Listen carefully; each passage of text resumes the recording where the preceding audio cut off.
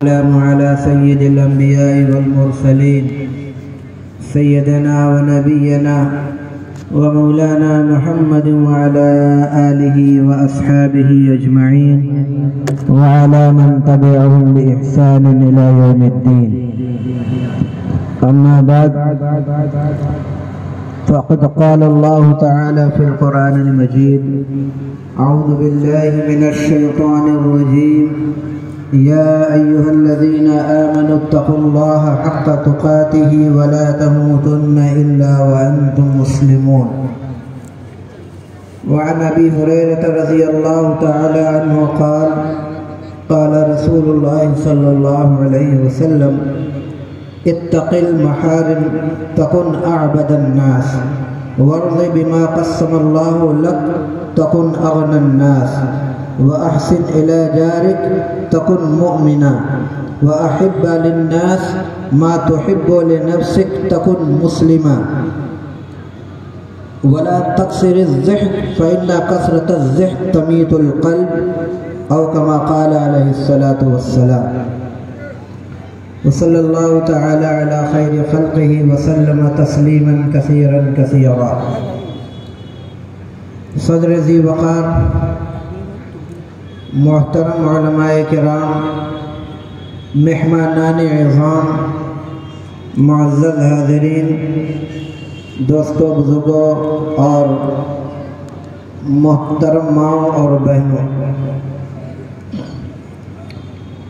جیسا کہ آپ حضرات نے سنا کہ اسی جلسہ گاہ میں 8 بجے عشاء کی نماز ادا کی جائے گی. وقت بہت ہی کم ہے، اس لیے بلا کسی تمہید کے میں جو ایک آیت اور حدیث پڑھی ہے اس کی مختصر تشریح کر کے اپنی بات ختم کرتا ہوں. اللہ رب العالمین نے ایمان والوں کو جہاں بہت سارے احکام دیے ہیں، انہی میں ایک اہم حکم تقوی کا بھی ہے کہ آدمی تقوی والی زندگی اختیار کرے، اور جو متقی ہوگا اللہ تعالیٰ کے ہاں وہی قابل قدر ہے اور معزز اور محترم وہی ہے. قرآن کریم کی متعدد آیات کے اندر تقوی کی طرف توجہ دلائی گئی ہے، اور ایک آیت میں تو یہاں تک کہا گیا کہ اِنَّ أَكْرَمَكُمْ عِندَ اللَّهِ أَتْقَاكُمْ، تمہیں کا جو سب سے باعزت اللہ کے ہاں ہے وہ شخص ہے جو تمہیں کا سب سے زیادہ تقوی اختیار کرنے والا ہو. تقوی برائی سے بچنے کا نام ہے. گناہ کبیرہ ہو صغیرہ ہو، ہر ایک سے آدمی بچ کر اپنی زندگی گزارتا ہے، تو ایسے لوگوں کو یہ کہا جاتا ہے کہ یہ متقی ہے، اور ایسے ہی لوگ اللہ کو مطلوب ہیں، اور ایسے ہی لوگوں کے ہاں اللہ رب العالمین کے ہاں مقام بلند ہے اور محترم ہے، اللہ کے ہاں قابل قدر ہے. ہم تمام لوگوں کو اس بات کا پابند بنائے. قرآن کریم کی ایک آیت میں اللہ نے فرمایا: یا ایھا الذین آمنوا اتقوا اللہ حق تقاتہ، کہ اللہ سے ڈرو اللہ سے ڈرنے کی طرح. تو ڈرنے کا تقوی کا جو تقاضا ہے، یہ ساری تفصیلات آپ حضرات برابر سنتے رہتے ہیں کہ آدمی عبادات کا پابند ہو، گناہ کبیرہ ہو صغیرہ ہو، خلوت ہو جلوت ہو، چاہے جیسے بھی حالات ہو، بیماری ہو صحت ہو غربت ہو مالداری ہو، ہر حال میں اللہ رب العالمین سے ڈرنے کا اور خوف کرنے کا اللہ نے جو حکم دیا اس کے تقاضوں کو تقوی کے پورا کرے. اور یہی جب اپنی زندگی کے اندر شامل ہو جائے تو کہا جائے گا کہ ڈرنے کی طرح ڈرا. وَلَا تَمُوتُنَّ إِلَّا وَأَنْتُمْ مُسْلِمُونَ، اور تم نہیں مرو گے مگر اس حالت میں کہ وہ تم اسلام کے پابند ہو، ایمان والو. یعنی تقوی جب تک جیتے جی زندگی باقی رہے، تقوی کے ساتھ زندگی گزرے، اور ایسی زندگی گزرے کہ موت تک ایمان باقی رہے. اور یہ اسی وقت ہو سکتا ہے جب کہ ہم اپنے اندر اللہ رب العالمین کا خوف جاگزی کرتے ہوئے اپنی زندگی گزارے. نبی کریم سرور کونین تاجدار دو عالم حضرت محمد الرسول اللہ صلی اللہ علیہ وسلم کے تعلق سے اللہ رب العالمین نے قرآن کریم کے اندر ارشاد فرمایا کہ لقد کان لکم فی رسول اللہ اسوۃ حسنہ، تمہارے لیے رسول پاک صلی اللہ علیہ وسلم کی زندگی بہترین نمونہ ہے۔ ہم اپنی زندگی کس طرح گزاریں کہ ہم اللہ کے ہاں متقی شمار کیے جائیں، محبوب لوگوں میں ہمارا شمار ہو، اس کے لیے ہمیں ہدایت دی گئی ہے کہ تم اللہ کے رسول صلی اللہ علیہ وسلم کے فرمان کے مطابق، ان کے بتلائے ہوئے احکام کے مطابق زندگی گزارو گے تو تم متقی ہوگے اور اللہ کے نیک بندوں میں شمار کیے جانے کے قابل ہوگے۔ آپ صلی اللہ علیہ وسلم نے اپنی فرمودات کے اندر بہت ساری چیزیں، آپ کے اعمال، آپ کے اخلاق، آپ کے کردار، آپ کے فرمودات، ان ساری چیزوں پر عمل کرتے ہوئے آپ کے نقش قدم پر زندگی گزاری جاوے تو اسی وقت آدمی کامیاب ہوگا اور اللہ کے محبوب بندوں میں شمار ہوگا۔ یوں تو آپ صلی اللہ علیہ وسلم کے بہت سارے فرمودات ہیں، آپ نے صحابہ کرام رضوان اللہ علیہ مجمعین کی مجلسوں کے اندر بھی اور ویسے بھی انفرادی طور پر بھی اجتماعی طور پر بھی بہت سارے احکام فرمائے ہیں۔ سرے دس جو میں نے یہ حدیث پڑھی ہے، یہ ترمذی شریف کی حدیث ہے جو سیدنا ابو ہریرہ رضی اللہ تعالیٰ عنہ سے مروی ہے۔ انہوں نے آپ صلی اللہ علیہ وسلم نے اس حدیث کے اندر 5 چیز کی طرف لوگوں کو توجہ دلائی ہے۔ حقیقت میں یہ حضرت سیدنا ابو ہریرہ رضی اللہ تعالیٰ عنہ کو خطاب کر کے فرمایا ہے، لیکن ان کے واسطے سے آنے والے جتنے بھی برادران اسلام ہیں، قیامت تک آنے والے جتنے بھی ایمان والے لوگ ہیں، سب لوگ اس حدیث کا مخاطب ہیں اور سب لوگوں کے اوپر لازم و ضروری ہے کہ اس حدیث کے اوپر عمل کیا جائے۔ آپ صلی اللہ علیہ وسلم نے اگر کوئی بات کسی ایک صحابی سے کہی ہو، چاہے صحابہ کرام کے مجمع میں کوئی بات بتلائی ہو، تو یہ بات منتقل ہوتے ہوتے تمام امت محمدیہ کے اوپر لاگو ہوتی ہے اور سب لوگ اس کا پابند ہوتا ہے کہ ہم اس کے اوپر عمل کریں۔ لہذا ہم بھی جو یہ حدیث ہم نے نقل کی ہے اس کے پابند ہیں کہ ہم اس کے اوپر سختی سے اور پابندی سے اس کو اپنی زندگی کے اندر شامل کریں۔ بہت مختصر طریقے سے آپ صلی اللہ علیہ وسلم نے ایک نصیحت فرمائی ہے، 5 چیزوں کی طرف توجہ دلائی ہے۔ پہلی چیز آپ نے فرمائی کہ اتق المحارم تکن اعبد الناس،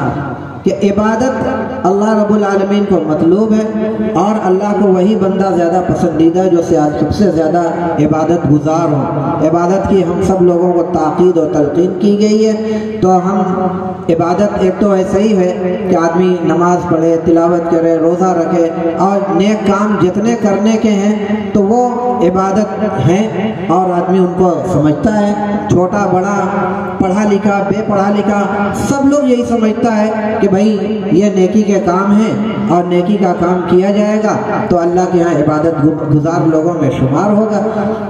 لیکن اس کے ساتھ ساتھ اس کے اندر جو بتلائی کہ اگر آدمی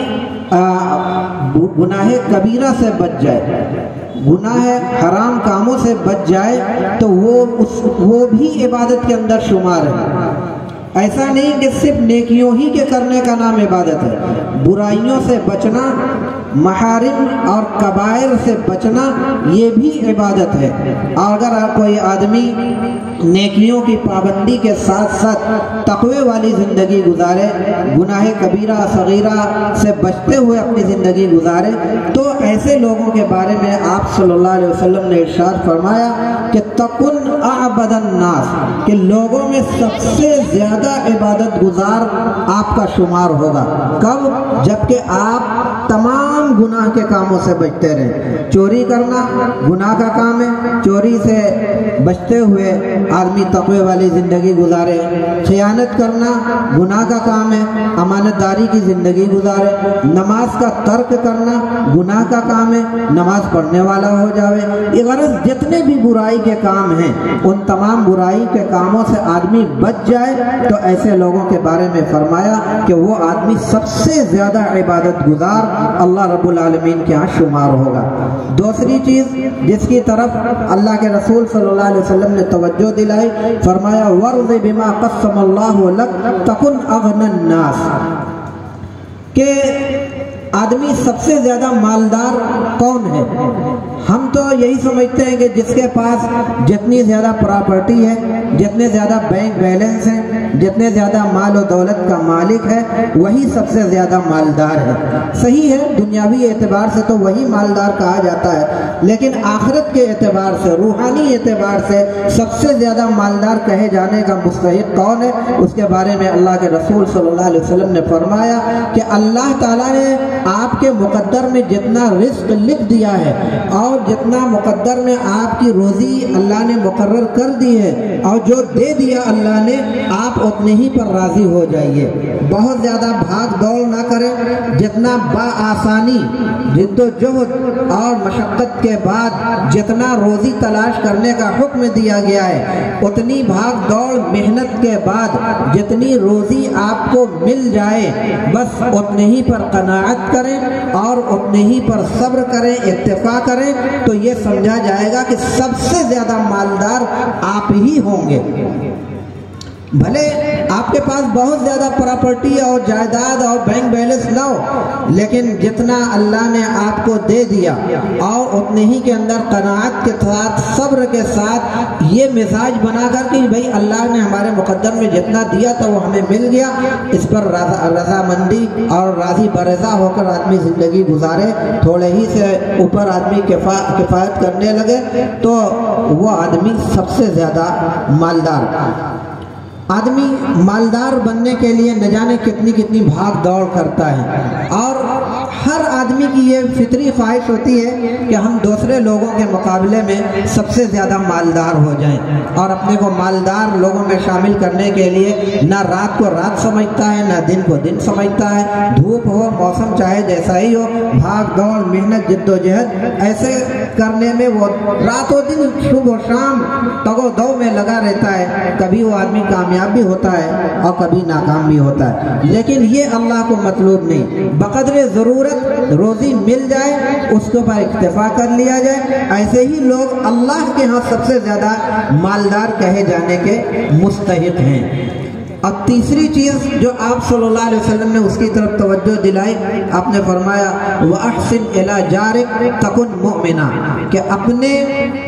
پڑوسیوں کے ساتھ اچھا سلوک کرو تو آپ کا شمار مومن لوگوں کے اندر ہوگا۔ پڑوسیوں کے ساتھ سلوک کرنا یہ اسلامی تعلیمات کا ایک اہم ترین حصہ ہے، اور اس کی طرف آپ صلی اللہ علیہ وسلم نے ہم تمام لوگوں کو بہت زیادہ توجہ دلائی ہے۔ اتنی زیادہ توجہ دلائی ہے کہ صحابہ کرام کا بیان ہے کہ آپ نے پڑوسیوں کے تعلق سے اتنے حقوق بیان کیے، اتنے حقوق کو بیان کیے کہ ہم لوگوں کو یہ احساس ہونے لگا کہ کہیں ایسا تو نہیں کہ آپ صلی اللہ علیہ وسلم پڑوسیوں کو ہمارا وارث بھی بنا دیں گے اور پڑوسی ہمارے ترکہ کے حقدار ہو جائیں گے۔ اتنے زیادہ حقوق آپ صلی اللہ تعالیٰ علیہ وسلم نے پڑوسیوں کے، اور اس کے ساتھ یہ بھی کہ پڑوسی چاہے مسلم ہو چاہے غیر مسلم ہو، ہر ایک کے ساتھ اچھا سلوک کرنا اور اس کے ساتھ اچھا برتاؤ کرنا، یہ اس کی تعلیم دی گئی۔ اور اس بات سے قطعی منع کیا گیا کہ یہ دیکھ کر آدمی پڑوسی کے ساتھ اچھا سلوک کرے کہ وہ مسلمان ہے یا نہیں، اس کی قطعی اس کے اندر اجازت نہیں، بلکہ مطلق آپ نے حکم دیا کہ پڑوسیوں کے ساتھ اچھا سلوک، چاہے وہ سامنے والا پڑوسی مسلم ہو چاہے غیر مسلم ہو۔ اور نہ صرف یہ کہ آپ صلی اللہ علیہ وسلم نے تعلیم دی، بلکہ آپ نے اس پر عمل بھی کر کے دکھایا، صحابہ کرام رضوان اللہ علیہ مجمعین نے عمل کر کے دکھایا، تابعین نے عمل کر کے دکھلایا، اور سب لوگوں نے ہر زمانے میں، آج بھی الحمدللہ اللہ کے باتوفیق بندے ایسے ہیں جو اس پر عمل کرتے ہیں۔ اور اسلامی تعلیمات کی خصوصیت یہ ہے کہ جب آدمی خلوص کے ساتھ، للہیت کے ساتھ، اخلاص کے ساتھ ان اسلامی تعلیمات کے اوپر عمل کرنے کا عہد کر لیتا ہے اور اس پر عمل عمل کرنے کے لیے وہ اپنے آپ کو مستعد کر لیتا ہے تو اس کی وجہ سے بہت سارے فائدے، خود اس کی ذات کو بھی فائدے ہوتے ہیں اور اس کے دین اور اس کے مذہب کو بھی فائدہ ہوتا ہے، اس کے حسن سلوک سے، اعمال سے، اس کے بہترین کردار سے متاثر ہو کر اسلام کی طرف مائل ہوتا ہے اور اسلام کے اندر داخل بھی ہو جاتا ہے۔ اس طریقے کے بہت سارے واقعات ہیں اور اسی طریقے کو خاموش تبلیغ کہا جاتا ہے۔ تبلیغ صرف اسی کا نام نہیں، دروازے دروازے جا کر لوگوں سے کہا جائے، ان کے علاقوں میں جائے جائے، ان کے شہروں میں جائے جائے اور اسلام کی دعوت دی جائے، جا کر ان سے توحید اور رسالت کے بارے میں، ٹھیک ہے یہ بھی ہے، لیکن ایسا نہیں کہ صرف اسی کا نام تبلیغ ہے، بلکہ یہ بھی تبلیغ ہے کہ اپنے اعمال، اپنے کردار، اپنے گفتار، اپنے طرز زندگی کو ایسا بنایا جائے کہ سامنے والا جو غیر مسلم ہے متاثر ہو کر خود بخود اسلام کے اندر داخل ہو جائے۔ آپ کو آپ کی ہندوستان کی تاریخ کے حوالے سے آپ نے یہ بات سنی ہوگی کہ جب ہندوستان کے اندر اسلام کی آمد ہوئی، مسلمانوں کی آمد ہوئی، تو اس زمانے میں ظاہر ہے کہ یہ یہاں پہ ایک بھی مسلمان نہیں تھے، لیکن باہر سے آنے والے ہمارے بزرگان دین، چاہے محمد بن قاسم ہوں، چاہے محمود غزنوی ہوں، یا جیسے اور دیگر ہمارے بزرگ ہوں اور اللہ کے نیک بندے ہوں، ان لوگوں نے یہاں پہ قدم رکھا تو کیسے آپ نے کو معلوم ہے کیا ان لوگوں نے زور زبردستی کر کے، مار پیٹ کر کے، تلوار کے بل پر انہوں نے زبردستی یہاں کے لوگوں کو مسلمان بنایا؟ نہیں، اگر کوئی اس طریقے کی بات کرتا ہے وہ جھوٹا ہے، غلط پروپیگنڈا کرتا ہے۔ حقیقت یہی ہے کہ ان آنے والے باہر کے لوگوں کے بہترین اخلاق، بہترین کردار سے متاثر ہو کر یہاں کے وہ لوگ جو ہزار سال سے ظلم اور زیادتی کی چکیوں میں پس رہے تھے اور ان پر ذات کی بنیاد پر، مذہب کی بنیاد پر، علاقائیت کی بنیاد پر طرح طرح کے مظالم ایک طویل زمانے سے ڈھائے جا رہے تھے، ان کو آزادی کے ساتھ زندگی گزارنے کا حق حاصل نہ تھا، لیکن جب یہ بزرگان دین اس ملک کے اندر تشریف لائے، انہوں نے ان ساری چیزوں کے قلع قمع کیا، بہترین اخلاق، بہترین کردار کا مظاہرہ کیا، لوگ کشاں کشاں اسلام کی طرف مائل ہوئے اور بہت تیزی سے لوگ اسلام کے اندر داخل ہونا شروع ہوئے۔ اور یہ چیز آج بھی موجود ہے، آج بھی اگر ہم ان تعلیمات کے اوپر عمل کرنا شروع کر دیں تو آج بھی یہ سارے خصوصیات ظاہر ہو سکتی ہیں اور اسلام کی طرف لوگوں کا میلان ہو سکتا ہے۔ آج ہم پریشان ہیں، بہت ساری پریشانیوں میں مبتلا ہیں، ان میں ایک بہت بڑی چیز ہے کہ ہم نے اس دعوت کے کام کو نظر انداز کیا، اور دعوت یہ بھی ہے کہ ہم دوسروں کے سامنے اچھے اخلاق اور بہترین کردار کا مظاہرہ کریں۔ خطیب بغدادی رحمۃ اللہ علیہ کی کتاب ہے تاریخ بغداد، اس کے اندر حضرت امام اعظم ابو حنیفہ رحمۃ اللہ علیہ کا واقعہ لکھا ہوا ہے۔ انہوں اس میں بتلاتے ہیں کہ امام ابو حنیفہ رحمۃ اللہ علیہ کے پڑوس میں ایک غیر مسلم رہتا تھا جو موچی تھا اور غیر مسلم تھا، اور روزانہ ایسی واہیات حرکتیں کرتا تھا کہ سارے لوگ پریشان۔ امام صاحب کا پڑوسی تھا تو امام صاحب تو اور زیادہ پریشان، روزانہ رات میں شور ہنگامہ کرنا، نشے کی حالت میں اول فول باتیں بولنا، یہ ساری چیزیں۔ لیکن امام صاحب نے کبھی اس کو تنبیہ ایسی سخت سست نہیں کہا، ڈانٹا پھٹکارا نہیں، کبھی دھمکی نہیں دیا۔ یکایک ایک دن ایسا ہوا کہ کسی غلطی کی بنا پر لوگوں نے شکایت کی، پولیس کے لوگ آئے، اس کو گرفتار کر کے جیل میں ڈال دیا گیا۔ جب ایک دن ایسا ہوا کہ اس رات بالکل سناٹا، امام صاحب نے دیکھا آج کچھ شور نہیں ہو رہا ہے پڑوسی کے گھر، اور وہاں پہ کوئی لاہو لعب اس طریقے کی کوئی حرکت نہیں ہو رہی ہے، تو ہم اور آپ ان کی جگہ ہوتے تو کتنا خوش ہوتے کہ چلو کسی طریقے سے بلا تو ٹلی۔ لیکن نہیں، وہاں انسانیت تھی، وہاں اخلاق تھا، وہاں بہترین کردار تھا، اسلامی تعلیمات پر عمل کا وہاں نمونہ تھا۔ وہ فوراً اس کے گھر جاتے ہیں، پتہ لگاتے ہیں بھئی کیا بات ہے، کیوں اس گھر کے اندر سے آواز نہیں آ رہی؟ بتلایا گیا کہ حضرت ایسی بات ہے۔ کہا اچھا، ہیرے نہ پھرے، فوراً گئے اور جیل کے اندر گئے، وہاں پہ جہاں پہ قید تھا، وہاں کے جو جیلر تھا، جو جیل کا ذمہ دار تھا، اس سے کہا بھائی دیکھو ہمارا ایک پڑوسی یہاں پہ کسی جرم کی وجہ سے ماخوذ ہو گیا ہے، جیل کے اندر ڈال دیا گیا ہے، تو یہ میرا پڑوسی ہے، میرے لیے بڑی تکلیف دہ بات ہے، میں ضمانت لیتا ہوں کہ آئندہ ایسی کوئی شرارت نہیں کرے گا، لہذا میری ضمانت پہ اس کو رہا کر دو۔ رہا کیا گیا، باہر آیا اور امام صاحب نے اس سے کچھ گفتگو گفتگو کی، اور گفتگو کرنے کے بعد وہ آدمی اتنا متاثر ہوا کہ وہ فوراً اسلام کے اندر داخل ہو گیا۔ اس طریقے کے واقعات اسلامی تاریخ کے اندر ہزار بلکہ لاکھوں کی تعداد میں پڑے ہوئے ہیں۔ آپ صلی اللہ علیہ وسلم نے چوتھی بات جس کی طرف توجہ دلائی ہے وہ یہ ہے، فرمایا وَأَحِبَّ لِلنَّاسِ مَا تُحِبُّ لِنَفْسِكَ تَكُنْ مُسْلِمًا، کہ لوگوں کے لیے آپ وہی چیز پسند کریں جو آپ اپنے آپ کے لیے پسند کرتے ہیں۔ جو چیز آپ کو پسند ہے وہی آپ دوسروں کے لیے بھی پسند کیجئے۔ اگر ایسا آدمی اپنے لیے کچھ پسند کرے، دوسروں کے لیے کچھ اور پسند کرے، جو چیز اپنے لیے ناپسند کرتا ہے، مکروہ سمجھتا ہے، وہ دوسروں کے لیے پسند کرے، تو یہ قطعی یہ اس کی اجازت بھی نہیں ہے۔ اور اس طریقے کی عادت جہاں جہاں بھی ہو، اس کی وجہ سے سماج کے اوپر، حتیٰ کہ رشتہ داریوں کے اندر ہمارے بہت برا منفی اثر پڑتا ہے، بہت غلط اثر پڑتا ہے کہ آدمی اپنے لیے کچھ پسند کرے اور دوسروں کے لیے کچھ۔ ہمارے سماج کے اندر طلاق کے بہت زیادہ واقعات رونما ہوتے ہیں۔ طلاق کے واقعات کیوں رونما ہوتے ہیں؟ ان کی تہ کے اندر جب آپ جائیں گے تو آپ کو یہ چیز بھی خاص طور سے ملے گی کہ وہاں پہ وہ چیز تھی کہ اپنے لیے تو کچھ اور چیز پسند کی جا رہی تھی، لیکن اپنی بہو کے لیے، اپنی بیوی کے لیے، یا اپنی بھاؤج کے لیے، یا اس کے لیے اس کو وہ مقام اور وہ جگہ، وہ قدر دل کے اندر نہیں تھی۔ ہر آدمی یہ سمجھتا ہے کہ میری بیٹی اپنی سسرال کے اندر جائے تو آرام چین سکون کی زندگی گزارے، ہر ماں باپ کی یہی خواہش ہوتی ہے۔ لیکن جب اس کے گھر دوسرے کی بیٹی بہو بن کر آتی ہے تو وہ مزاج، وہ جذبہ، وہ سوچ اور وہ فکر کالعدم ہو جاتی، ختم ہو جاتی، جس کی وجہ سے طرح طرح کے مسائل پیدا ہوتے ہیں، بگاڑ کی نوبت آتی ہے، اور یہ فساد اتنا آگے بڑھتا ہے کہ بالآخر طلاق کی نوبت آتی۔ یہ میں نے ایک مثال دیا ہے، اس طریقے کی بہت ساری مثالیں دی جا سکتی ہیں جس سے یہ ثابت ہوتا ہے کہ آدمی جو کچھ بھی اپنے لیے پسند کرے وہی اپنے سامنے والے مسلمان بھائی کے لیے بھی پسند کرے، تو نہ معاشرتی بگاڑ ہوگا، نہ اختلافات رونما ہوں گے، نہ طلاق کی نوبتیں آئیں گی، نہ اس طریقے کے آپس میں ایک دوسرے سے بغض، عداوت اور قدورت کا معاملہ ہوگا۔ پانچویں اور آخری چیز جو آپ صلی اللہ علیہ وسلم نے فرمائے، وَلَا تَكْثِرِ الضِّحْكَ فَإِنَّ كَثْرَةَ الضِّحْكِ تَمِيتُ الْقَلْبَ، کہ بہت زیادہ ہنسیے مت۔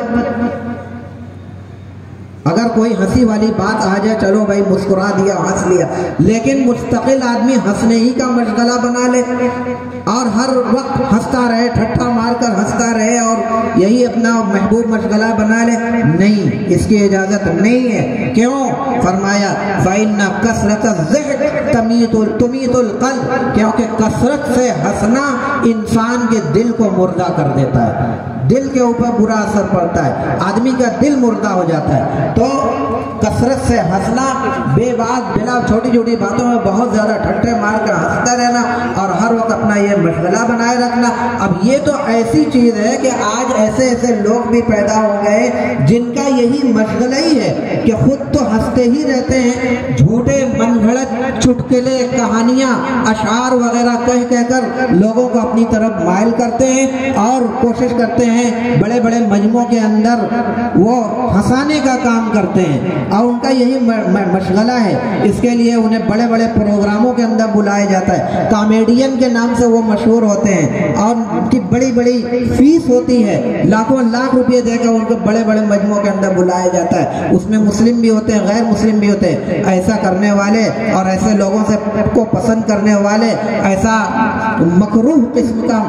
یہ مشغلہ اختیار کرنے والے، یہ لوگ اچھی طرح سمجھ لیں کہ یہ قطعی اچھا کام نہیں کر رہے ہیں، بلکہ ایسا کام کر رہے ہیں جس سے ہمارا دل مردہ ہو جائے۔ تو یہ 5 نصیحتیں مختصراً آپ صلی اللہ تعالیٰ علیہ وسلم نے حضرت ابو ہریرہ رضی اللہ عنہ کے توسط سے پوری امت محمدیہ کو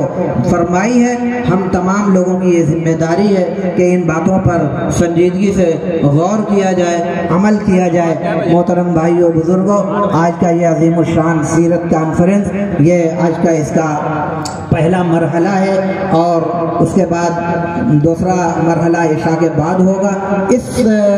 سیرت کانفرنس کے اندر تشریف لانے والے جتنے بھی باہر کے ہمارے علماء کرام، مہمانان کرام ہیں، ہم پورے شہر بنارس کے باشندگان کی طرف سے ہم ان کا تہہ دل سے خیر مقدم استقبال کرتے ہیں اور دعا کرتے ہیں کہ ان کی آمد کو اللہ قبول فرمائے، ان کی جو باتیں ہیں ان پر ہم سب لوگوں کو عمل کرنا آسان فرمائے۔ اور آپ مجمع کے اندر بیٹھے ہوئے سبھی حضرات سے گزارش کرتے ہیں کہ آخر تک ان مہمانان کرام کی باتوں پر غور سے